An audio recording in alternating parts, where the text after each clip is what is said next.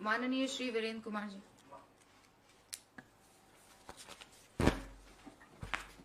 माननीय अध्यक्ष जी, आपने नियम 58 के अंतर्गत ये सूचना सुनी, मैं इसके लिए आभारी हूँ। माननीय अध्यक्ष जी, जो विषय है ये उत्तराखंड में बेरोजगारी को लेकर के है और बेरोजगारी अपने आप में एक अति महत्वपूर्ण और लोक महत्व का विषय है और उत्तराखंड राज्य के भविष्य से जुड़ा है। माननीय अध्यक्ष जी, यह भी सत्य है कि पिछले कई वर्षों में बेरोजगारों को रोजगार नहीं मिला है और बहुत सारे युवाओं की जो उम्र की सीमा है वो भी निकली जा रही है और युवा अपने रोजगार को लेकर के बहुत चिंतित है और युवाओं को अपना जीवन यापन करने में भी बड़ी समस्याओं का सामना करना पड़ रहा है। माननीय अध्यक्ष जी, वर्तमान सरकार में बेरोजगारी चरम पर है और एक मामला मैं आपके संज्ञान में लाना चाहूँगा।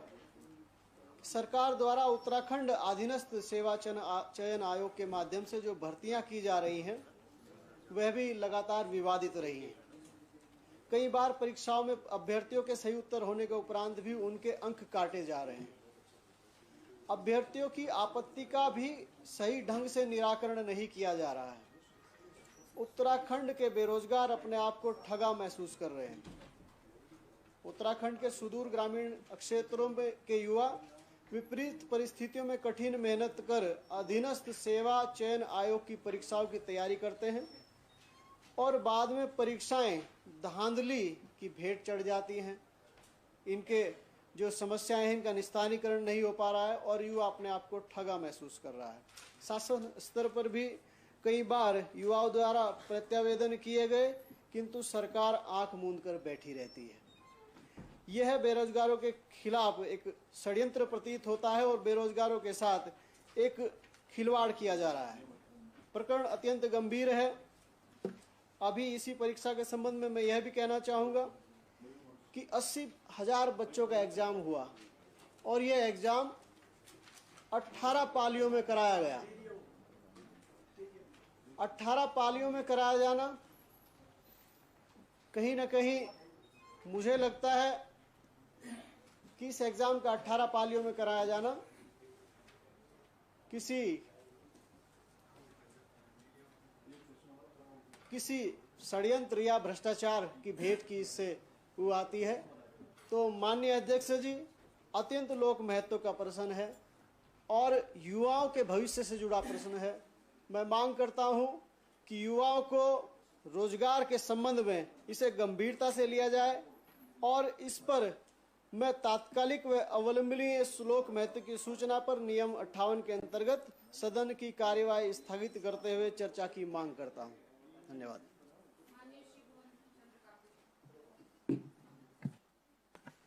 अध्यक्ष जी, आपने इस प्रश्न को नियम 58 में लिया, इसके लिए बहुत बहुत धन्यवाद। उत्तराखंड के युवा आपके आभारी रहेंगे। अध्यक्ष जी, ये प्रश्न उत्तराखंड के युवाओं के भविष्य के साथ उत्तराखंड के भविष्य से भी जुड़ा हुआ है और ये विषय अति गंभीर विषय है।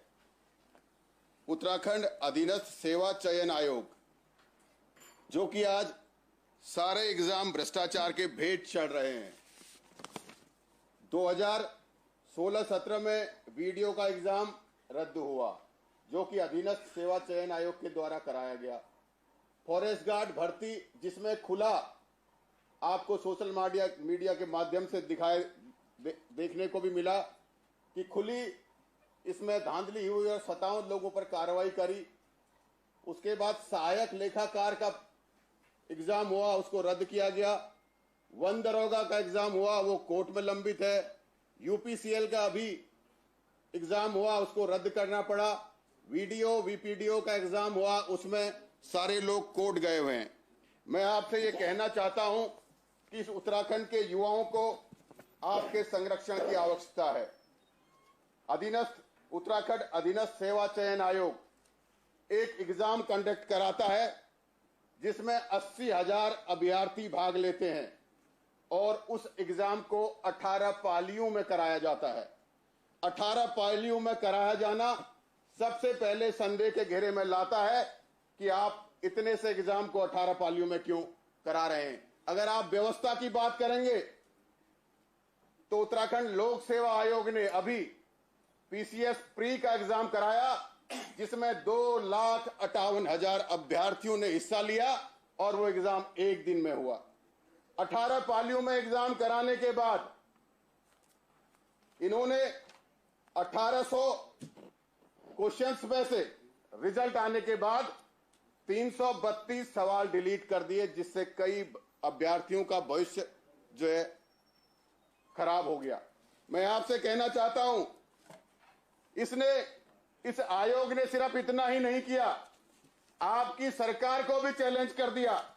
आपकी वेबसाइट में चल रहे, जो उत्तराखंड सरकार की वेबसाइट में जो चल रहा है, सवाल था उड़ान 1 योजना के तहत देहरादून पंतनगर के बीच हवाई सेवा संचालित करने की जिम्मेदारी किस कंपनी की थी। और सवाल में 4 ऑप्शन थे, Pawan Hans, heritage aviation, Deccan aviation, उपयुक्त में से कोई नहीं। हमारी वेबसाइट बताती है, ये आपकी वेबसाइट बताती है कि इसका जवाब है डेक्कन एविएशन। इसके अलावा और भी प्रूफ इसके पीछे लगे हुए हैं, लेकिन आयोग कहता है उपयुक्त में से कोई नहीं। जो सही सवाल करके आया है उस बच्चे को पीछे करने का काम किया है। अध्यक्ष जी, आपके संरक्षण की जरूरत है इस उत्तराखंड के युवाओं को।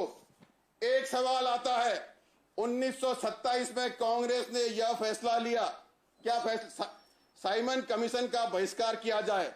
तब उस सत्र के अध्यक्ष कौन थे? और उस सत्र के अध्यक्ष थे मुख्तार अहमद अंसारी, जिनका वास्तविक नाम था। और आयोग कहता है डॉक्टर मोहम्मद अली अंसारी इसका सही उत्तर देता है। ये भारत सरकार के प्रूफ हैं, जिसमें साफ साफ लिखा हुआ है कि साथियों कि 1927 में जो साइमन कमीशन था, उनके अध्यक्ष मुख्तार अहमद अंसारी जी थे। ये उसके प्रूफ हैं।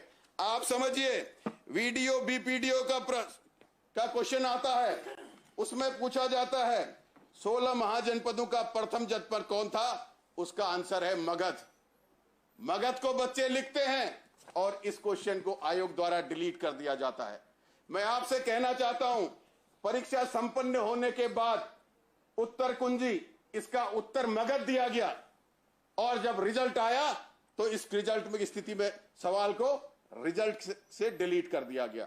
आप समझिए,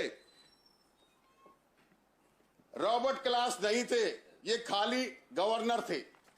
सवाल आता है, भ्रष्टाचार के आरोपों से बरी होने के बावजूद भी बंगाल का वह गवर्नर जनरल जिसने आत्महत्या कर ली थी, वह कौन था? तो इसका आंसर है रॉबर्ट क्लाइव। और ये गवर्नर जनरल नहीं थे। ये इसके प्रूफ हैं और इसको सही मान लिया जाता है। एक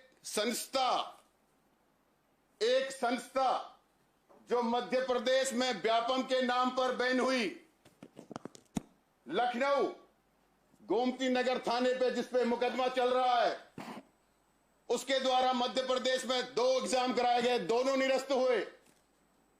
उस संस्था को हमारे इस उत्तराखंड के गौरवशाली इस चयन आयोग ने यहां नामित कर रखा है। ये उसके टर्मिनेशन के मध्य प्रदेश के कागज हैं।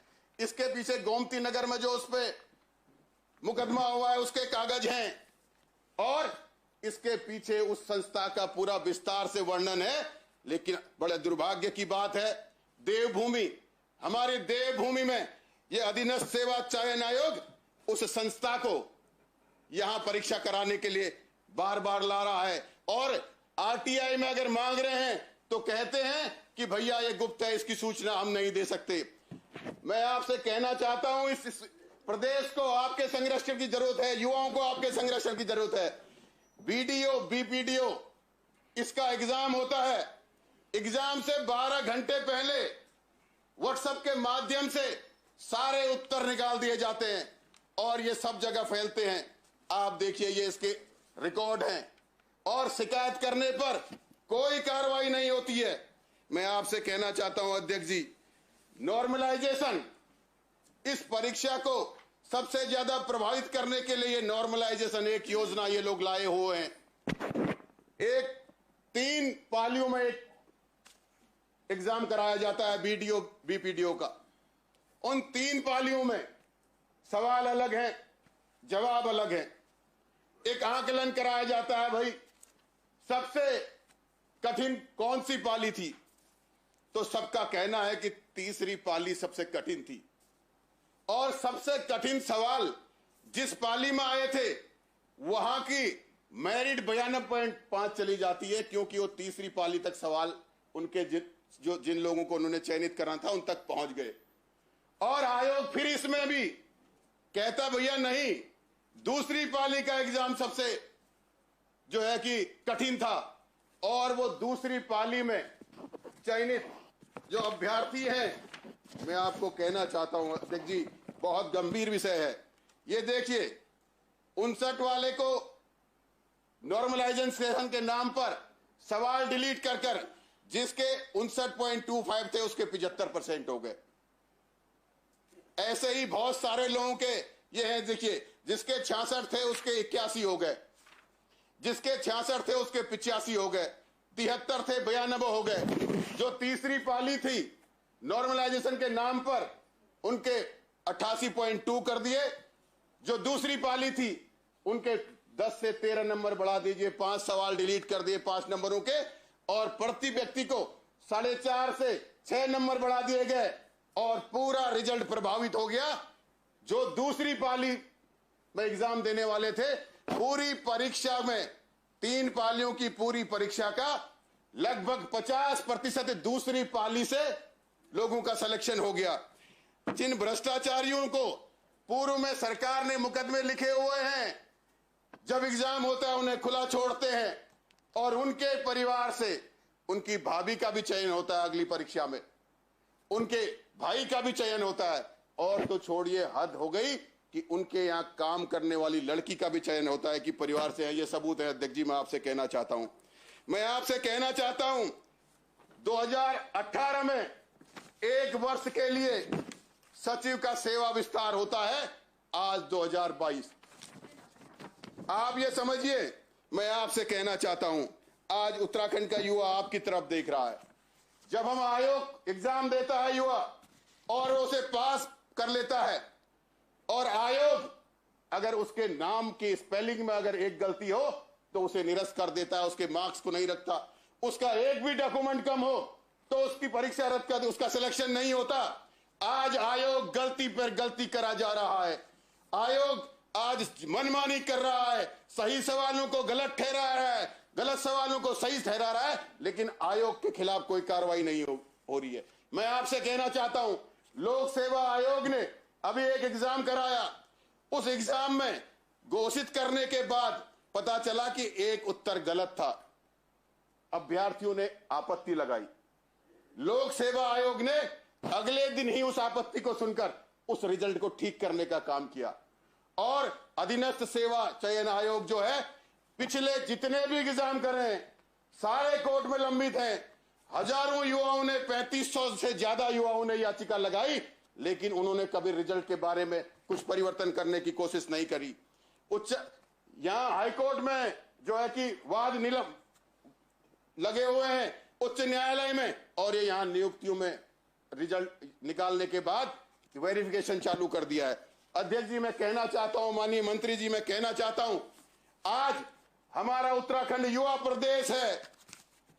युवा नेतृत्व की बात आप कर रहे हैं, युवा सरकार की बात आप कर रहे हैं, युवाओं की आवाज आपके कानों तक पहुंचाने का काम हम कर रहे हैं।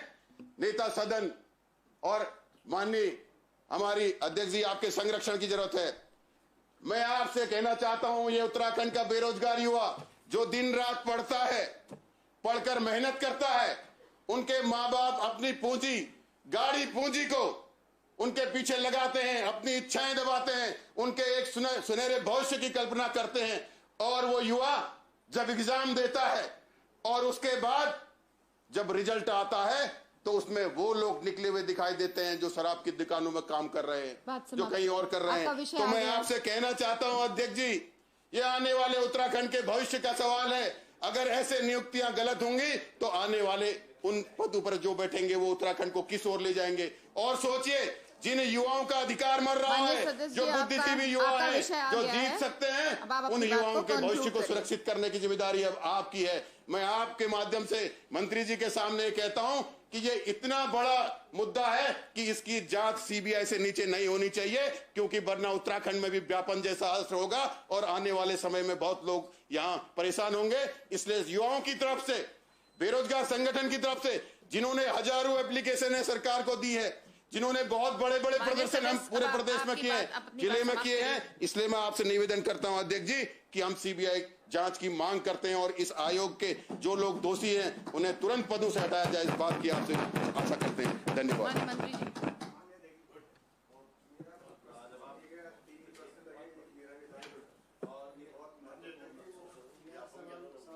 उनकी जो प्रश्न था उस प्रश्न का कुछ हमें समझ नहीं आया कि वो क्या कहना, आप उसमें क्या कहना चाह रहे थे। आप उसको दोबारा से टाइप करके फिर कल लगाइए। लेकिन हमारा प्रश्न तो एक मुझे तो कुछ समझ नहीं आया कि आप क्या कर रहे हैं। वो मुझे नहीं, मेरे को समझ नहीं आया। आप दोबारा करिए उसको, आप लगाइए उसको जरा ठीक से करके लगाइए जी। हमारा एक प्रश्न कम हो गया, इतना दे दीजिए, ये आपकी अवसर दे दीजिए। कल लगे जी जी जी।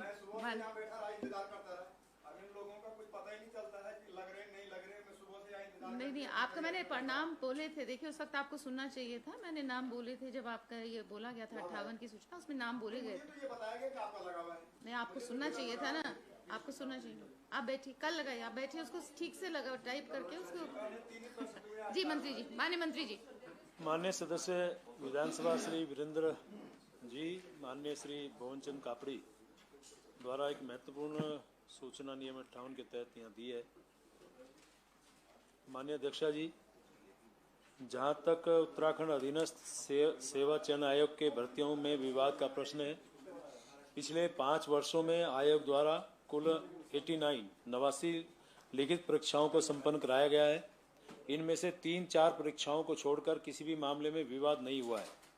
आयोग द्वारा इन परीक्षाओं को संपन्न कराकर चयन की कार्रवाई सफलतापूर्वक की गई है। इन परीक्षाओं में 17,136 पदों पर चयन की कार्रवाई या तो पूर्ण कर ली गई है या वर्तमान में प्रगति पर है।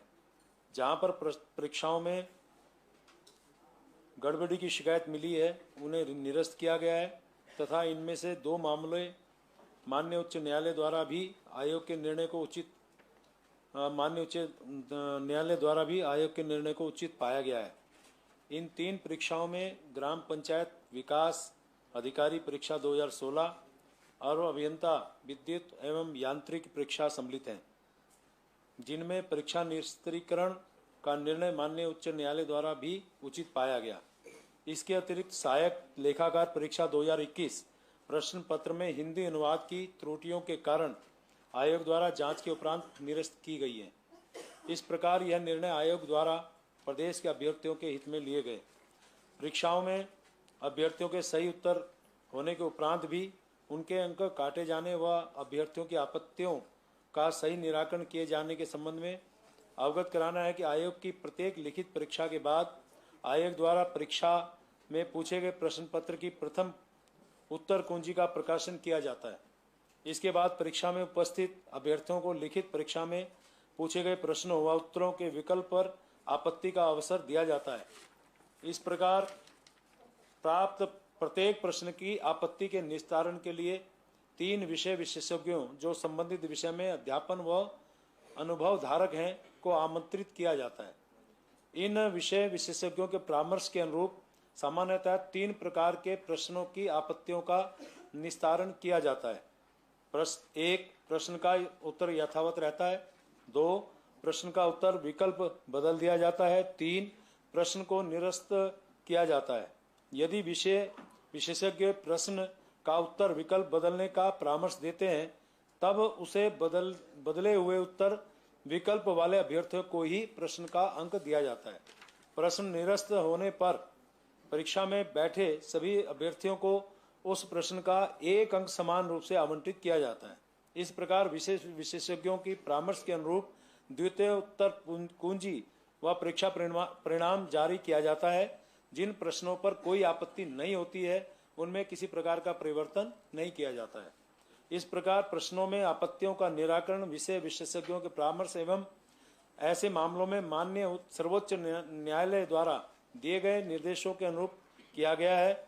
यह भी निवेदन करना है कि वर्तमान में प्रश्न आपत्तियों से संबंधित लगभग 47 यानी 47 रिट याचिकाएं माननीय उच्च न्यायालय के सामने विचाराधीन है व इनमें से किसी भी मामले में आयोग के निर्णय के प्रतिकूल कोई भी आदेश पारित नहीं किया गया है।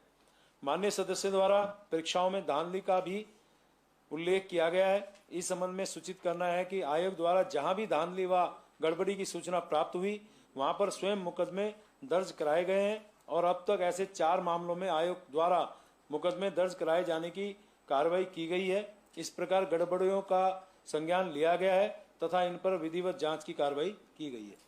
माननीय मंत्री जी, भारत सरकार रेलवे आरआर ये हिंदुस्तान का नंबर 1 और दुनिया के दूसरे नंबर की संस्था है जो सरकारी एग्जाम कराती है और ये कहती है कि नॉर्मलाइजेशन जो यहां उपयोग किया जा रहा है वो भ्रष्टाचार की जड़ है। ये भारत सरकार का विभाग है और भारत सरकार ही हम सबकी गार्जियन है।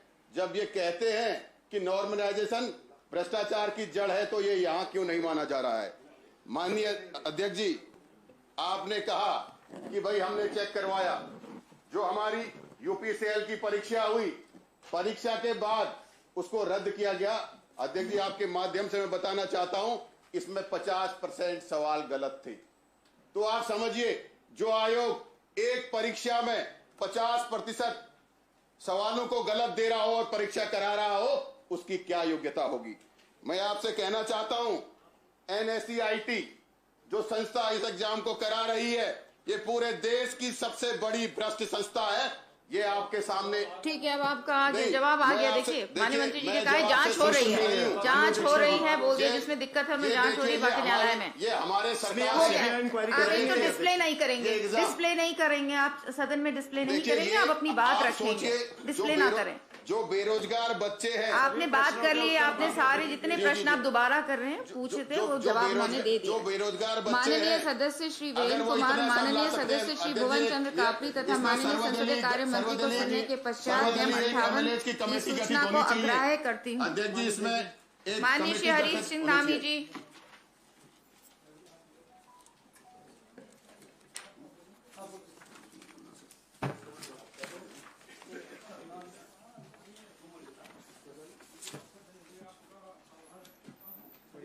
अच्छा, माइक चलिए। माननीय श्री मयूख महर जी। माननीय अध्यक्ष जी, अवसर देने के लिए आपका आभार व्यक्त करता हूं। आज जनपद पिथौरागढ़ के अंतर्गत स्थानीय सैन्य अधिकारी एवं कर्मचारी द्वारा सैन्य क्षेत्र की सीमा से संलग्न ग्रामों के ग्रामवासियों का उत्पीड़न किया जा रहा है। इस क्रम में मैं उनके द्वारा government of India military of defence letter number F/11026/2/2011D land date 10 मई 2011 का उदाहरण दिया जा रहा है। इस पत्र के अनुसार उनका कहना है कि कोई भी सिविलियन आर्मी की सीमा के 100 मीटर के अंतर्गत कोई भी निर्माण कार्य नहीं कर सकता है। वो किसी प्रकार का निर्माण कार्य हो या कोई सरकारी निर्माण कार्य हो, उस पर उनके द्वारा रोक लगा दी गई है और उससे रोक ही नहीं लगा दी गई है। उनके द्वारा वहाँ पर जो निर्मित मकान थे उनको ध्वस्त किया जा रहा है और उनके मकान स्वामियों को अपने यहाँ पर में बुलाया जा रहा है। आज आपके संज्ञान में मैं लाना चाहता हूँ कि उस क्षेत्र में एक दहशत का माहौल है, क्योंकि जो सरकारी पेयजल योजना है, जैसे मैं उदाहरण देना चाहूँगा सुहाकोट ग्राम का, जिसमें 1 करोड़ से ज़्यादा लागत की सुहाकोट बढ़ावे पेयजल योजना थी, उस योजना को उन्होंने ध्वस्त कर दिया है, उसकी पानी की टंकी को ध्वस्त कर दिया है। वहाँ पर बनने वाले जो उत्तराखंड सरकार द्वारा एक हेलीपैड बनाया जा रहा था, उस कार्य को उन्होंने रोक दिया है और उस जमीन पर वो अपना दावा करते हैं और